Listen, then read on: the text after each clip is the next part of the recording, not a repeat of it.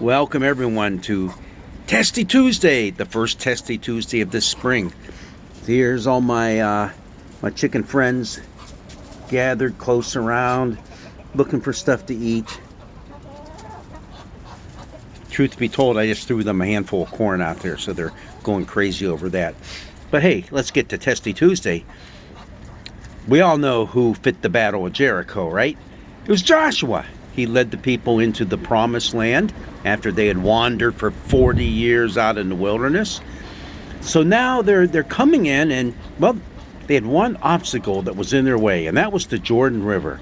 So how did they cross the Jordan River? Well, I'm going to give you 4 possibilities. You tell me which one's the right one. Number 1, the priest carried the Ark of the Covenant into the middle of the river, and as they stood there with the Ark of the Covenant, the river dried up and the people were able to cross over. That's number 1. Number 2, the newly circumcised men gathered stones and they piled them up and they actually dammed up the river. And that caused its flow to cease and the people were able to cross over. Number 3, the people ferried the women and children and all their possessions across the river on papyrus boats that they had built. And number 4, there was an earthquake that God had sent that caused a reversal in the flow of the river just long enough that the people were able to cross. So which one of those is what happened? Number 1, the priest carried the Ark of the Covenant in the middle of the river and the river dried up. Number 2, the newly circumcised men piled up lots of stones and they formed a dam that caused the river to stop.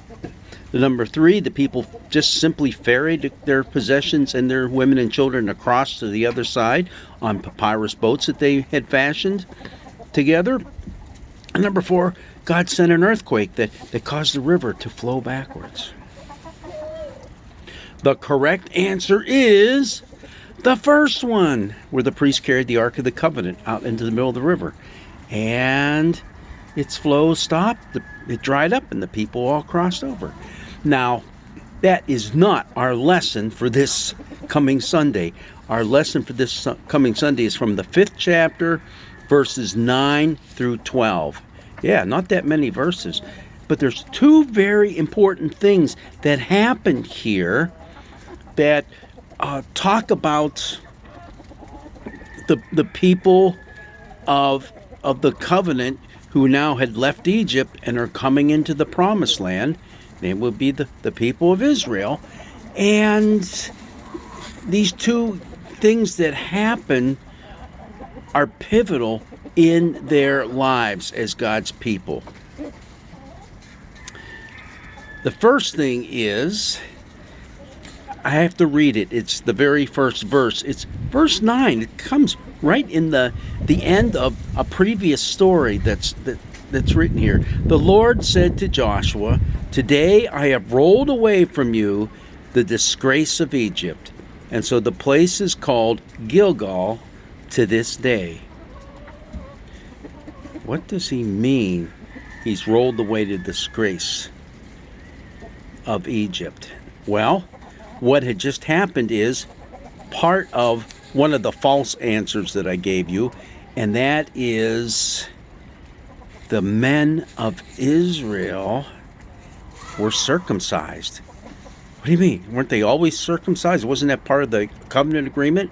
Yeah, it was, but it had stopped during the time that the people were in the wilderness wandering. All right? It didn't happen. And remember, those people who originally came out of Egypt had griped and groaned and mumbled so much that God said, "You're not going to see the promised land." So they all passed away in the wilderness. Now this is a whole new generation of people, but there had been no circumcisions. But in order for the next thing I'm about to talk about to happen, the men had to be circumcised. So before they were going to enter into to the country, they had to be circumcised, and they were. And that is why the place that they were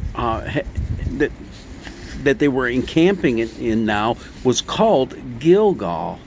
Gilgal literally means to roll away. All right, in the Hebrew, to roll away.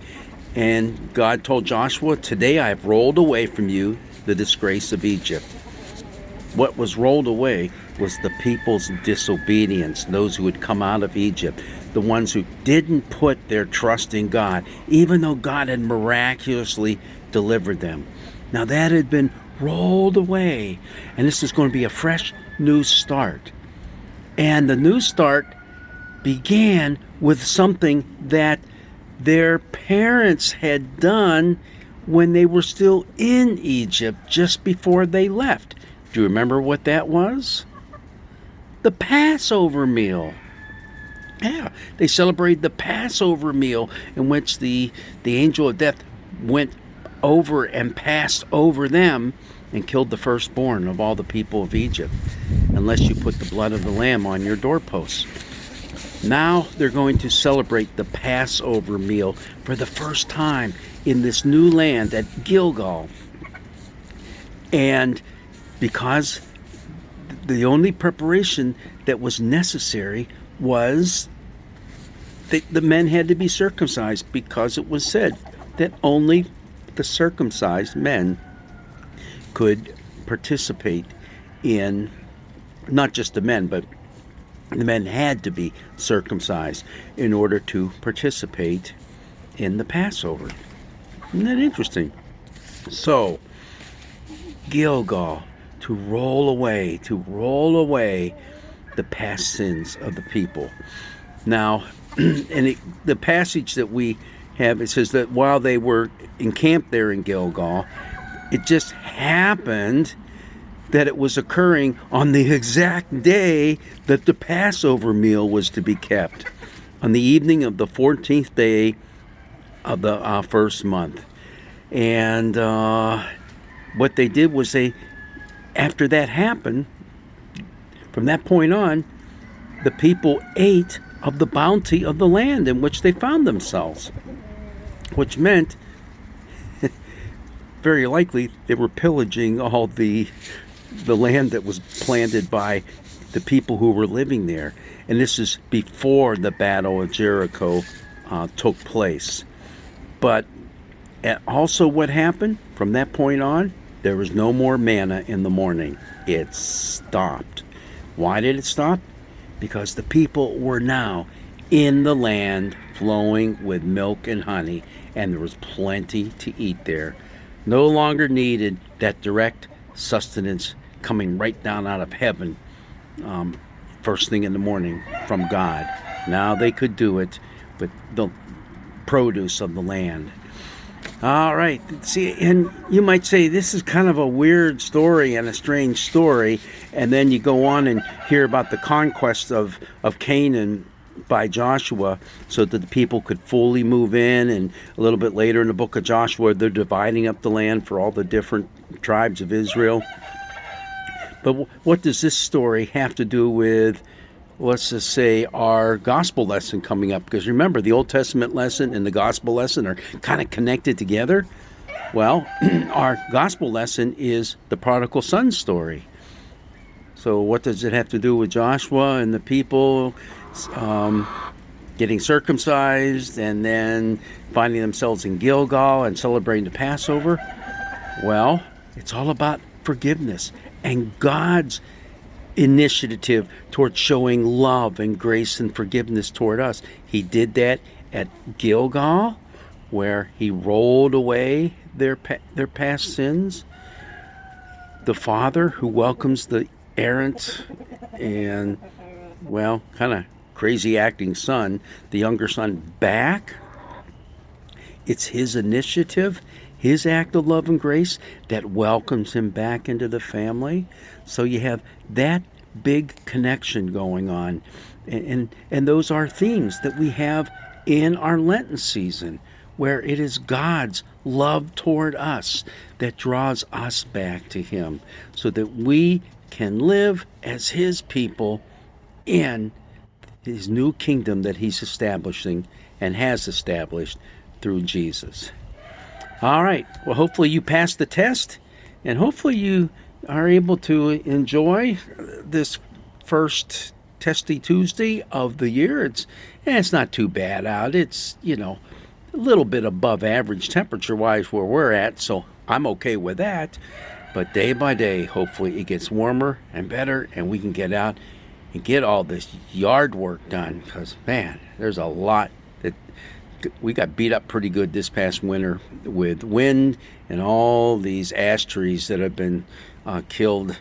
Now they're all come tumbling down. Time to get out the chainsaw and get ready for next winter. What? Yeah, cutting up all that firewood. Good stuff. God's blessings be with you.